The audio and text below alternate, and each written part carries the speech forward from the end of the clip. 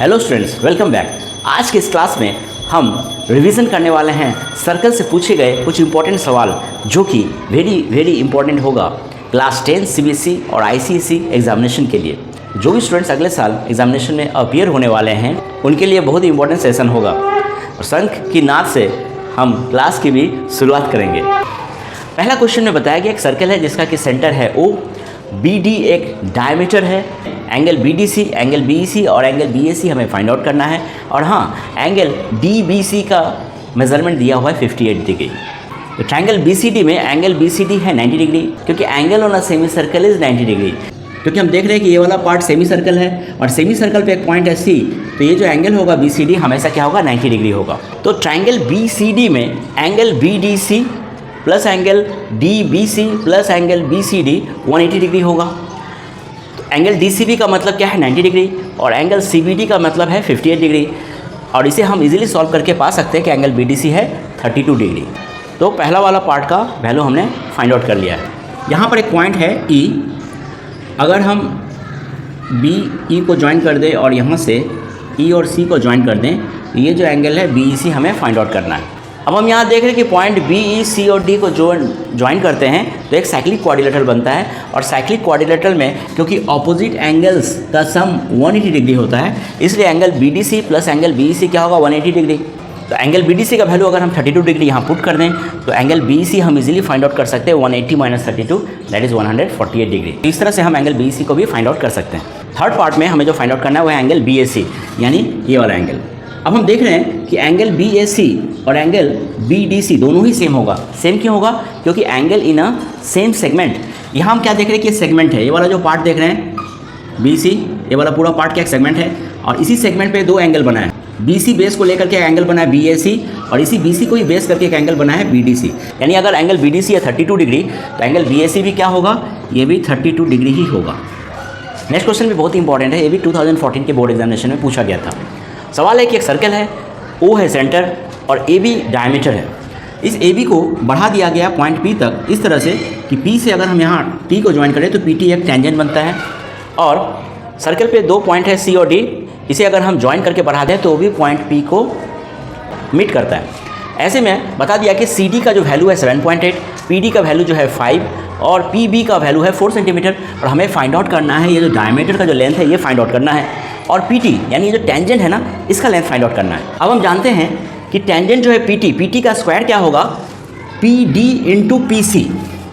PD का value हो गया 5 सेंटीमीटर और PC हो गया 5 प्लस 7.8 सेंटीमीटर, यानी PT स्क्वायर का वैल्यू हो गया 5 इंटू 12.8 यानी कि 64 सेंटीमीटर स्क्वायर। इस तरह हम PT का वैल्यू है 8 सेंटीमीटर वो इजीली निकाल सकते हैं। अगर हम यहाँ से D को O के साथ ज्वाइन कर दें तो ये जो एंगल है वो क्या बन जाएगा, 90 डिग्री।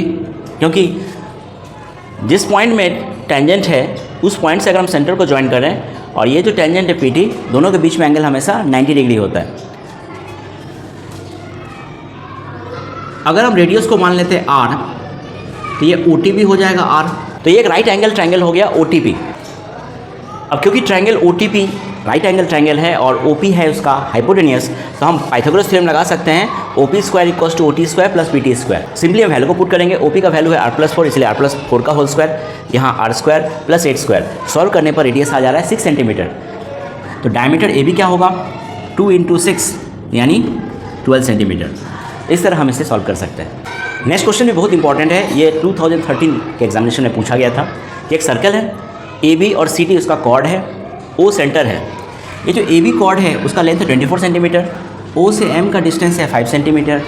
ये जो OM है वो परपेंडिकुलर है to AB at point M और ON परपेंडिकुलर है CD पर एट पॉइंट N। ऐसे में हमें रेडियस फाइंड आउट करना है।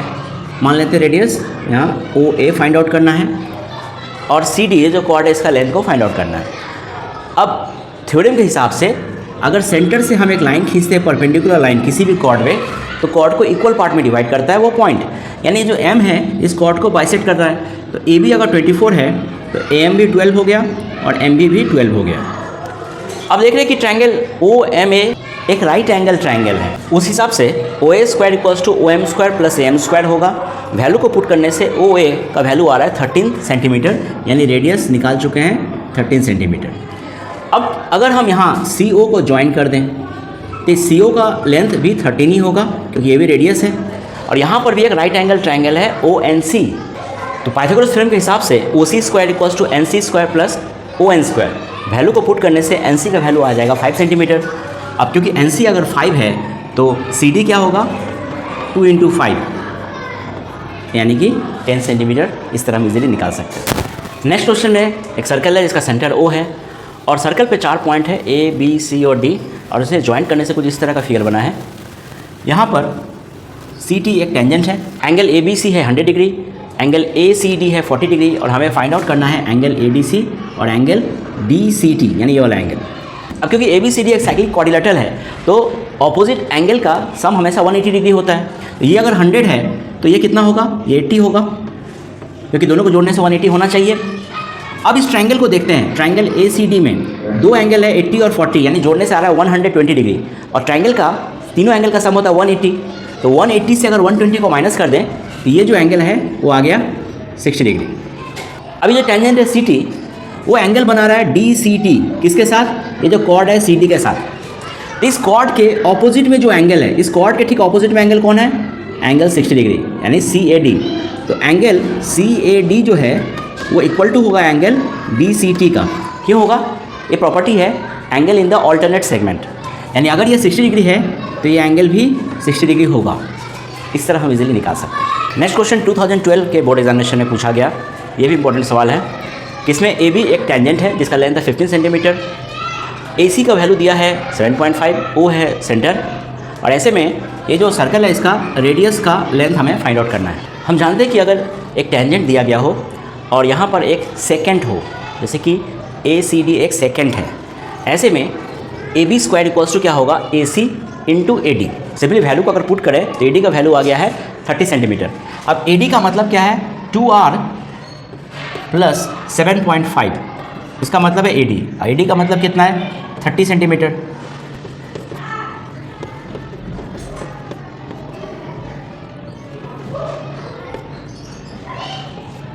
तो 2R हो गया 22.5 सेंटीमीटर और R हो गया 11.25 सेंटीमीटर, यानी रेडियस है 11.25 सेंटीमीटर। ये क्वेश्चन भी 2012 एग्जामिनेशन में पूछा गया था कि एक सर्कल है और यहाँ पर एक साइक्लिक क्वाड्रिलेटरल है ABCD, एंगल C दिया है 130 डिग्री, और ऐसे में हमें फाइंड आउट करना है एंगल DAB और एंगल DBA। तो DBA का मतलब हो गया DBA, यानी यहाँ हमें एक कंस्ट्रक्शन करना पड़ेगा, तो ये एंगल फाइंड आउट करना है। साइक्लिक क्वाड्रिलेटरल का प्रॉपर्टी है कि ऑपोजिट एंगल का सम होता है 180 डिग्री, उस हिसाब से angle DAB plus angle DCB 180 होगा। एंगल DCB का जो वैल्यू दिया गया 130 उसे पुट कर देंगे, और एंगल DAB 50 डिग्री हम इजीली निकाल सकते हैं। अब फाइंड आउट करना है एंगल DBA, यानी एंगल DBA। अब इस ट्रायंगल ADB में देखते हैं कि ये जो एंगल है ADB ये 90 डिग्री होगा। क्यों 90 डिग्री होगा, क्योंकि angle on a semi circle is 90 degree. ये एक सेमी सर्कल है, AOB एक डायमीटर है, तो ऊपर का पार्ट क्या हो गया सेमी सर्कल, और सेमी सर्कल पे एक पॉइंट है D, और अगर हम इसे ज्वाइन करेंगे तो ये एंगल हमेशा 90 डिग्री ही होगा। तो एंगल ADB हो गया 90 डिग्री, और एंगल DAB हमने फाइंड आउट किया है 50 डिग्री। तो ट्रायंगल का तीनों एंगल का सम 180 होता है, तो दो एंगल अगर है 90 प्लस 50 140, यानी ये एंगल कितना होगा 180 माइनस 140, यानी ये एंगल भी हम इजीली निकाल सकते हैं 40 डिग्री। तो एंगल DBA भी हो गया 40 डिग्री। ये बहुत ही इंपॉर्टेंट सवाल है क्लास 10 ICC सिलेबस से, कि यहाँ एक इंसर्कल बना हुआ है और यहाँ एक राइट एंगल ट्रायंगल है PQR, जहाँ एंगल Q 90 डिग्री है, QR जो साइड है वो है 7 सेंटीमीटर, और साइड PQ का लेंथ है 24 सेंटीमीटर। ऐसे में ये जो रेडियस है उसका वैल्यू हमें फाइंड आउट करना है। अगर हम यहाँ नाम दे दें A और इस पॉइंट को नाम दे दें B, अब देख रहे हैं कि AO रेडियस है, OB भी रेडियस है। अब यहाँ देख रहे हैं कि PA एक टेंजेंट है, और सेंटर से अगर हम पॉइंट ऑफ टेंजेंट पे लाइन खींचे तो वो भी क्या होता है परपेंडिकुलर, यानी ये भी 90 डिग्री हो गया। उसी तरह यहाँ RQ भी टेंजेंट है एट पॉइंट B, तो उस हिसाब से ये जो रेडियस है OB और ये जो टेंजेंट है BQ, इसके बीच में भी एंगल क्या होगा 90 डिग्री। अब यहाँ 3 एंगल अगर 90 डिग्री हो गया तो ऑटोमेटिकली ये चौथा एंगल भी 90 डिग्री ही होगा। अब क्योंकि ये है पैरेललोग्राम, यानी अपोजिट साइड क्या होता है पैरेललोग्राम का, इक्वल होता है और पैरेलल भी होता है। तो अगर AOR है तो QB भी R ही होगा, और अगर OB R है तो AQ भी R होगा। यानी ये क्या है, एक स्क्वायर है, यानी AOBQ जो है वो एक स्क्वायर है। साइड QR का लेंथ है 7 सेंटीमीटर और QB का लेंथ अगर है R, इसका मतलब BR का लेंथ हो जाएगा 7 माइनस R। ठीक उसी तरह अगर BR का लेंथ है 7 माइनस R तो RC का लेंथ भी 7 माइनस R ही होगा। ऐसा क्यों होगा, क्योंकि सर्कल के बाहर अगर कोई भी पॉइंट हो वहां से अगर हम दो टेंजेंट को ड्रॉ करते हैं तो दोनों टेंजेंट का लेंथ सेम होगा। जैसे सर्कल के बाहर एक पॉइंट है R और R से एक टेंजेंट खींचा गया है RB और एक टेंजेंट खींचा गया RC, तो दोनों टेंजेंट का लेंथ सेम होगा, इसलिए RB का जो लेंथ है वही RC का भी होगा। ठीक उसी तरह साइड PQ का लेंथ है 24 सेंटीमीटर, अगर AQ है R तो PA होगा 24 माइनस R। अगर PA 24 माइनस R है तो PC का भी लेंथ होगा 24 माइनस R सेंटीमीटर, क्योंकि ट्राइंगल PQR एक राइट एंगल ट्राइंगल है, वो भी पॉइंट Q में। ऐसे में पाइथागोरस थ्योरम के हिसाब से हाइपोटेनियस का स्क्वायर इक्वल्स टू क्या होगा, perpendicular square plus base square, यानी कि PR square equals to PQ square plus QR square. अगर हम सिंपली वैल्यू को पुट करते हैं PQ और QR का तो PR स्क्वायर हो गया 625 सेंटीमीटर स्क्वायर और PR हो गया 25 सेंटीमीटर। अब PR का मतलब क्या है, PC प्लस CR। PR का वैल्यू है 25 सेंटीमीटर, PC का है 24 माइनस R और CR का है 7 माइनस R। सिंपली अगर हम इसे सॉल्व कर लें तो R का वैल्यू निकल जा रहा है 3 सेंटीमीटर और इस तरह हम बहुत ही इजीली इन सर्कल का रेडियस को फाइंड आउट कर सकते हैं। इसमें 3 सर्कल को दिखाया गया, तीनों सर्कल एक दूसरे को टच कर रहा है पॉइंट R, P और Q में। ऐसे में ये जो तीनों सर्कल है इसका रेडियस फाइंड आउट करना है, और हाँ AB का वैल्यू है 10 सेंटीमीटर, BC का जो वैल्यू है वो 8 सेंटीमीटर और AC का जो वैल्यू है 6 सेंटीमीटर। अगर हम ये जो सबसे बड़ा वाला सर्कल देख रहे हैं इसका रेडियस क्या है BR, अगर हम इसे पकड़ लेते हैं R1 तो ये BP जो है ये भी R1 ही होगा। अगर ये जो सेकंड सर्कल है इसका रेडियस AP है, इसको अगर हम पकड़ लें R2 तो ये AQ ये भी रेडियस है सर्कल का, इसका वैल्यू भी R2 होगा। और ये सबसे छोटा जो सर्कल है इसका जो रेडियस है CR, इसे अगर हम पकड़ लें R3 तो ये CQ इसका वैल्यू भी R3 ही होगा। अब AB दिया है 10 सेंटीमीटर और AB का मतलब क्या है R1 प्लस R2, तो हम लिख सकते हैं R1 प्लस R2 क्या हो गया 10 सेंटीमीटर। BC दिया हुआ है 8 सेंटीमीटर यानी R1 प्लस R3 हो गया 8 सेंटीमीटर। ठीक उसी तरह AC है 6 सेंटीमीटर यानी R2 प्लस R3 होगा 6 सेंटीमीटर। तीनों इक्वेशन को अगर हम 1, 2 और 3 मान लें और तीनों इक्वेशन को अगर हम ऐड करें तो मिलेगा R1 plus R2 plus R1 plus R3 plus R2 plus R3 equals to 10 plus 8 plus 6। R1 plus R1 हो गया 2R1, R2 प्लस R2 हो गया 2R2 और R3 प्लस R3 हो गया 2R3। 2 अगर कॉमन ले लें तो R1 plus R2 plus R3 हो गया 24, यानी R1 plus R2 plus R3 क्या होगा 24 को अगर हम 2 से कैंसिल कर दें तो मिलेगा R1 plus R2 plus R3 12 centimetre. इसे अगर हम मान लेते हैं इक्वेशन नंबर 4। अब इक्वेशन नंबर 1 का वैल्यू क्या है, R1 प्लस R2 है 10, यानी अगर हम R1 प्लस R2 की जगह 10 पुट कर दें तो R3 कितना मिलेगा 12 माइनस 10, यानी R3 हो गया 12 माइनस 10 यानी हो गया 2 सेंटीमीटर। ये जो R3 है ये हमें मिल गया है 2 सेंटीमीटर। ठीक उसी तरह अगर हम R1 प्लस R3 का वैल्यू बैठा दें इक्वेशन नंबर 4 में, यानी ये R1 और R3 के जगह बैठ जाएगा 8, तो R2 कितना मिलेगा 12 माइनस 8। R2 हो जाएगा 12 माइनस 8 यानी R2 का वैल्यू हो गया 4 सेंटीमीटर। ये R2 आ गया है 4 सेंटीमीटर। अब R2 प्लस R3 का वैल्यू है 6, तो ये R2 और R3 की जगह अगर हम 6 पुट कर दें तो क्या होगा R1 इक्वल्स टू होगा 12 माइनस 6, यानी R1 मिल गया 12 माइनस 6 यानी कि 6 सेंटीमीटर। ये जो रेडियस R1 है वो हो गया 6 सेंटीमीटर। तो इस तरह हम बहुत इजीली तीनों सर्कल का रेडियस को फाइंड आउट कर सकते हैं। क्वेश्चन है the radius of in circle of a triangle is 4 centimetre. ये क्या इन सर्कल है, मतलब ट्राइंगल के अंदर अगर एक सर्कल बना हो तो उसे हम लोग इन सर्कल कहते हैं। इस सर्कल का अगर सेंटर है O तो इसका रेडियस कितना दिया गया है 4 centimetre and the segment into which one side is divided by the point of contact are 6 centimetre and 8 centimetre. बोलने का मतलब है कोई भी एक साइड अगर हम मान लेते हैं साइड AC को, तो ये सर्कल को पॉइंट M में टच कर रहा है, तो A से M का डिस्टेंस अगर 6 है और M से अगर C का डिस्टेंस 8 सेंटीमीटर है, ऐसा दिया गया है। Find the length of the other two sides of the triangle. तो बाकी जो ट्रायंगल का दो साइड है ए बी और बी सी, इसका लेंथ हमें फाइंड आउट करना है। अगर हम ए को एल के साथ ज्वाइन करें, सी को एन के साथ ज्वाइन करें और बी को एम के साथ ज्वाइन करें तो फिगर कुछ इस तरह का आएगा। और हम देख रहे हैं कि सभी जो लाइन है इसी सेंटर से गुजर रहा है। इस सेंटर को हम इन सेंटर भी कहते हैं। अगर हम बी एल का लेंथ को x मान लें तो बी एन का जो लेंथ है वो भी x ही होगा। कारण क्या है कि अगर सर्कल का एक्सटीरियर पॉइंट से हम कोई भी दो टेंजेंट को ड्रॉ करें तो दोनों टेंजेंट का लेंथ सेम होता है। जैसे कि सर्कल का एक्सटर्नल पॉइंट है B, तो यहाँ से एक टेंजेंट खींचा गया BL, अगर इसका लेंथ x है तो दूसरा टेंजेंट BN, इसका लेंथ भी x ही होगा। ठीक उसी तरह ये CM और CL दो टेंजेंट है सर्कल पे एक्सटीरियर पॉइंट से, वो है C। तो अगर CM का लेंथ है 8 सेंटीमीटर तो CL का लेंथ भी 8 सेंटीमीटर ही होगा। ठीक उसी तरह अगर AM का लेंथ है 6 सेंटीमीटर तो AN का लेंथ भी 6 सेंटीमीटर ही होगा। अगर हम साइड BC को small letter A, side CA को स्मॉल लेटर B और साइड AB को स्मॉल लेटर C मान लें तो सेमी पेरीमीटर क्या होगा, मतलब ट्रायंगल का पेरीमीटर का हाफ क्या होगा, A + B + C / 2।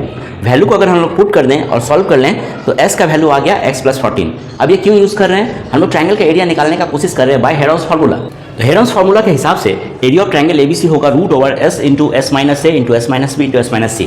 वैल्यूज़ को अगर हम यहाँ पुट कर दें तो हम निकाल सकते हैं area of triangle ABC √48x × x + 14। अब क्योंकि सर्कल का रेडियस दिया था 4 सेंटीमीटर, यानी OL का लेंथ है 4 सेंटीमीटर, OM का लेंथ है 4 सेंटीमीटर और ON का लेंथ भी है 4 सेंटीमीटर। अब रेडियस और टेंजेंट के बीच में एंगल हमेशा होता है 90 डिग्री, यानी एंगल OLC है 90 डिग्री। ठीक उसी तरह एंगल OMC भी 90 डिग्री होगा और एंगल ONB ये भी 90 डिग्री होगा। तो यानी एरिया ऑफ ट्रायंगल ABC हम ऐसे भी निकाल सकते हैं, एरिया ऑफ ट्रायंगल BOC यानी half into BC into OL। Triangle का एरिया होता है half into base into height, base यहाँ BC है और हाइट है OL, plus area of triangle AOC वही half into base into height, half into base है AC और हाइट है OM। और एरिया ऑफ ट्रायंगल AOB, तो एरिया ऑफ ट्रायंगल AOB में बेस क्या है, AB है, यानी हाफ इंटू AB और हाइट क्या है, ON है। सिंपली हम वैल्यू को अगर पुट कर दें तो एरिया ऑफ ट्रायंगल ABC हो जाएगा 2 × x + 8 + 28 + 2 × x + 6। अब एरिया ऑफ ट्रायंगल ABC हमने निकाला था √48x × x + 14, यानी ये जो वैल्यू है ये इक्वल टू होगा √48x × x + 14। अगर हम इस लेफ्ट साइड को सिंप्लीफाई कर लें तो आ जाएगा 4x + 56 centimetre square equals to √48x × x + 4 centimetre square. Centimetre square दोनों तरफ से कैंसिल आउट हो गया। अगर हम दोनों तरफ स्क्वायरिंग करें, अगर हम यहाँ से 4 कॉमन ले लें तो 4 × x + 14 का whole square equals to 48x × x + 14। 4 का स्क्वायर हो गया 16 और 16 यहाँ 48 के साथ कैंसिल हो जाएगा, 16 × 1 16 × 3। अब हम देख रहे हैं कि दोनों तरफ x + 14 है, यानी एक x + 14 अगर हम दोनों तरफ से कैंसिल आउट कर दें तो आ गया x + 14 equals to 3x। x को अगर इधर भेज दें तो 3x - x इक्वल्स टू 14, यानी 2x इक्वल्स टू 14, x हो गया 7। अब हम साइड BC को इजीली फाइंड आउट कर सकते हैं। साइड BC है x + 8 यानी 7 + 8, यानी आ गया 15 सेंटीमीटर। और साइड AB को भी हम इजीली निकाल सकते हैं। AB क्या हो गया, x + 6, x का मतलब है 7, यानी 7 + 6 यानी कि 13 सेंटीमीटर। इस तरह हम बहुत ही आसानी से ट्रायंगल के बाकी दो साइड का लेंथ भी फाइंड आउट कर सकते हैं। सवाल है कि दो कॉर्ड है सर्कल में AB और CD। यहाँ अगर AM का लेंथ है 3 सेंटीमीटर, MB का लेंथ है 4 सेंटीमीटर और MD का लेंथ है 6 सेंटीमीटर, ऐसे में CM का लेंथ क्या होगा। ऐसा केस जब भी होता है तो AM × MB equals to MD × CM होता है। सिंपली अगर हम वैल्यू को यहाँ पुट कर दें तो CM का वैल्यू हम इजीली निकाल सकते हैं 12/6 यानी कि 2 सेंटीमीटर, बहुत ईजीली। 2008 के एग्जामिनेशन में पूछा गया, ये भी बहुत ही इंपॉर्टेंट सवाल है। यहाँ एक सर्कल दिया गया है और एक साइक्लिक क्वाड्रिलेटरल है ABCD, जहाँ की ABCD के साथ पैरेलल है और एंगल BCE का वैल्यू दिया गया 80 डिग्री। ऐसे में हमें फाइंड आउट करना है एंगल CAD, मतलब ये वाला एंगल फाइंड आउट करना है। एंगल CBD यानी अगर हम B और D को ज्वाइन कर लें तो ये एंगल CBD ये भी हमें फाइंड आउट करना है। और एंगल ADC यानी ये वाला एंगल। अब यहाँ हम देख रहे हैं कि एंगल BCE इक्वल्स टू क्या होगा, एंगल BAD। तो अगर तो BCE का वैल्यू 80 डिग्री और BAD का मतलब है BAC प्लस CAD। BAC का वैल्यू को पुट कर दिए और CAD का वैल्यू हमें मिल गया है 55 डिग्री। अब यहाँ देख रहे हैं कि एंगल CAD और एंगल DBC दोनों इक्वल है। क्यों इक्वल है? क्योंकि angle in the same segment, दोनों ये जो सेगमेंट है इस सेगमेंट का हिस्सा है। या ऐसे बोले कि ये जो कॉर्ड है CD, इस कॉर्ड को लेके ही दो एंगल बना है, DAC और DBC, इसलिए दोनों एंगल सेम होगा। इस तरह से हम एंगल CBD को भी फाइंड आउट कर लिए हैं और एंगल CAD को भी फाइंड आउट कर लिए हैं। अब निकालना है एंगल ADC। अब क्योंकि AB और CD पैरेलल लाइन है, इसलिए angle BAD plus angle ADC 180 degree होगा। क्यों? सम ऑफ कोइंटर एंगल। BAD का वैल्यू है 55 प्लस 25 यानी 80 डिग्री। तो एंगल ADC का वैल्यू आ गया 180 माइनस 80 यानी 100 डिग्री। तो इस तरह हम एंगल ADC का वैल्यू को फाइंड आउट कर सकते हैं। वेल, आज के लिए इतना ही। आज का वीडियो सेशन अगर आपको पसंद आया तो लाइक देना न भूलें, और हाँ, पहली बार अगर चैनल को विजिट कर रहे हैं तो सब्सक्राइब किए बिना न जाएं। फिर मिलेंगे अगली क्लास में कुछ नए टॉपिक्स के साथ। तब तक के लिए गुड बाय।